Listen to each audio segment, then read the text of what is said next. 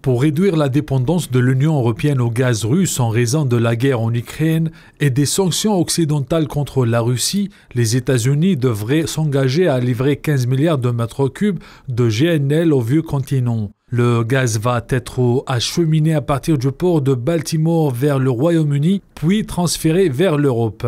Après avoir exprimé sa volonté d'obtenir un engagement des États-Unis sur des approvisionnements supplémentaires en GNL pour au moins 2 années, la Commission européenne aura un mandat pour faire des achats en commun de gaz. 75% de gaz acheté par l'Union européenne est fourni par des pipelines.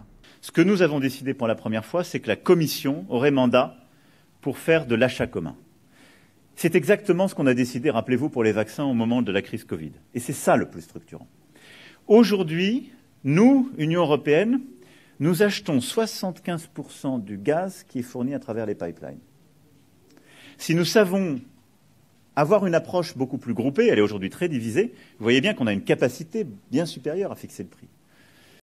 Les États-Unis sont déjà devenus en 2021 premiers fournisseurs de l'Europe en GNL. 22 milliards de mètres cubes ont été livrés. La croissance des livraisons devrait atteindre plus de 68% avec ces 15 milliards de mètres cubes supplémentaires. Les États-Unis ont représenté 28% des importations européennes de GNL en 2021, contre 22% un an plus tôt.